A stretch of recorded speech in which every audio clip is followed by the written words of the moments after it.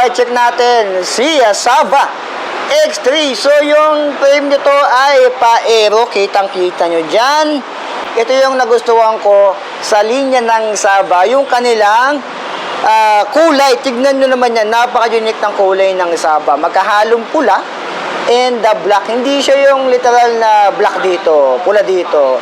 Ito ay naghalo, parang kalahati. Ayan, oh. So talagang pinaghandaan. Bawat kanto may ibang kulay. Ayan, oh. May kanto dito. Ito yung model niya, X3. Yung size ng binabike check natin, ayan, ang size niyan ay 50. Ayan, 50 cm yung kanyang seat tube. Dito naman ay 51 yung kanyang top tube. Yung head tube niya, syempre tapered na rin yan. Ayan, Sava. Yan yung logo ng Sava. Napakasimpleng design. Yung cable routing ay naka-full internal na sa left and right. Merong FD and RFD sa taas naman. Ito yung kanyang brake cable sa likod. Ito ay naka-rim brake na rin. So yung frame nito, hindi ito alloy. Ito ay carbon Lodi. Hindi lang natin sure kung carbon T800 or T1000 yung ginamit dito dahil pansin ko sa mga ganito, wala silang nilalagay kung ano yung carbon material na ginamit dito sa mga ganito. So ayan, hindi lang frame yung carbon, pati yung kanyang fork ay carbon na rin. Ayan, ang angas niyang tignan kapag medyo malayo mo sa tinignan eh, oh. Ayan, ang angas sa tignan, baka siyang nagbabaga. Color pula. So mainit sa mata to ng mga alam niyo na 'yon. Yung lagay natin ng ulawan ng battle cage, meron din sa kanyang down tube. C-tube ay meron din. Yung FD na ginamit, ito na. Naka-brace on siya dito. Siyempre carbon yan. Shimano 105 R7000. Kitang-kita nyo naman dyan. Yung crankset niya, siyempre Shimano 105 din yan. R7000 50 34. Tignan nyo naman yan, oh. Hindi natin kung Japan. Ayan, Yamete, yung kanyang bird. Ayan. R7000, kitang-kita nyo dyan. So, naka-Shimano 105 R7000 yan. Yung chain, syempre ito ay bundle na rin sa Shimano 105. Yung RD naman niya, 105 R7000 din. So, pang malakasan talaga to. Dito, sa sprocket niya, ito ay kaset na rin. 11 speed, 1, 2, 3, 4, 5, 6, 7, 8, 9, 10, 11. Ang ginamit dito, pinakamaliit ay 11, pinakamalaki ay 30 teeth. And yung hubs niya ay alloy and silver. Yung dito sa likod, yung spokes niya ay 24, 4, 8, 12, 16, 20, 24. And yung kanyang rims, ito ay I think alloy ito. Ayan, 40 road. Ano ang ginamit dito? Kuta rin yata ito, kung ano nagkakamali. Ayan, nakalagay dito 40 road. Tapos yung gulong naman niya, ayan, naka-presta valve na rin.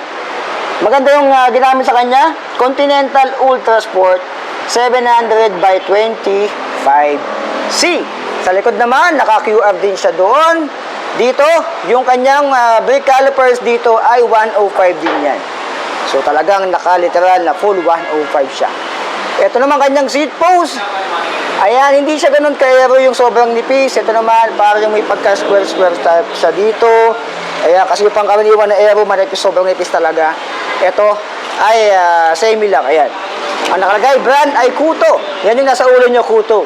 Ayan, K-O-O-T-U. And yung kanyang stock pedals, syempre, ball bearing pa yan. Upuan naman niya. Ano to? Wala siyang brand yung upuan niya, pero tingin ko naman, ganyan talaga yung upuan ng mga Sava. Ayan. Sa fork, syempre, napag-usapan na natin yan. Ito ay carbon Lodi. Hindi lang natin sure kung anong material ang ginamit dito, kung T800 or T1000. Sa harap, spokes naman ay 20, 4, 8, 12, 16, 20. So kung ang spokes sa likod ay 24, dito naman ay 20 lang. Double wall alloy rin. Kitang-kita dito yung brake line. Ito natin ay quick release. Yung brake calipers niya ay 105 din sa kanyang harap. Dito naman, 90mm, Kuto na rin yung ginamit alloy. And yung kanyang headset, I think this is silvering na rin. Ayan. And yung kanyang drop bar dito, alloy. And alloy yung kanyang drop bar. Hindi siya literal na pang aero talaga. Ayan. Para siyang may palm rest dito. Ayan. And yung size niyan ay 420mm. Yung STI niya ay literal na Shimano 105 R7000. So ito ay naka-full Shimano 105 R7000. So, sobrang unique talaga ng frame ni Saba. Napansin ko yan sa mga Saba. Ginawa nilang super unique yung kanilang mga frame. Hindi lang sa frame, sa kulay, tignan nyo naman yan. Ito parang integrated siya dito. Pero hindi. Ayan, yung barrel adjustment na rin. Ang Shimano 105 yata ngayon ay around 30,000 pesos pa rin yata. Kaya yung 2023, ayan. So parang dito pa lang, nasa 30 mil na siya sa Shimano 105 niya. Hindi nga lang ito yung naka-DI2. Siyempre, ito yung R7000 ordinary. Pero quality. Ordinary, pero quality. 1130 teeth. So 24 spokes sa likod, 20 sa unahan. Full Shimano 105. So magkano nga ba ito dito?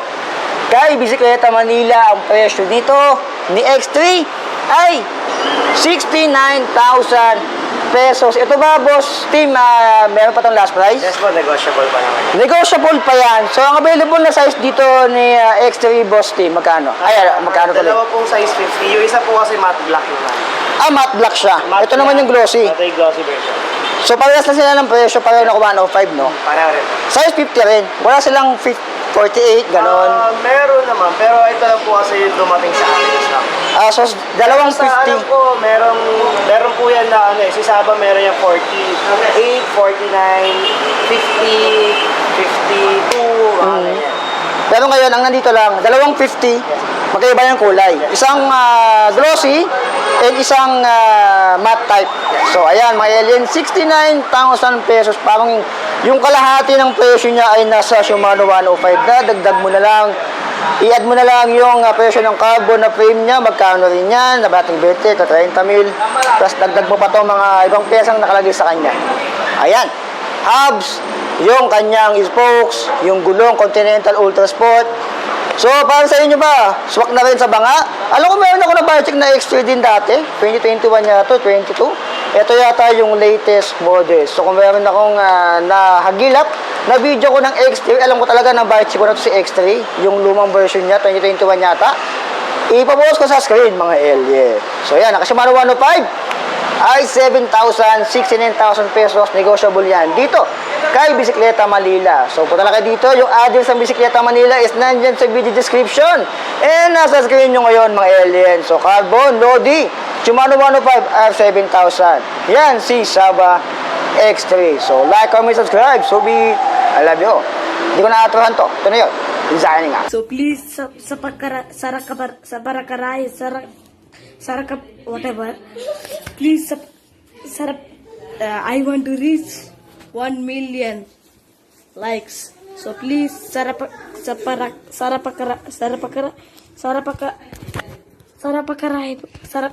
Yes. Okay, thank you.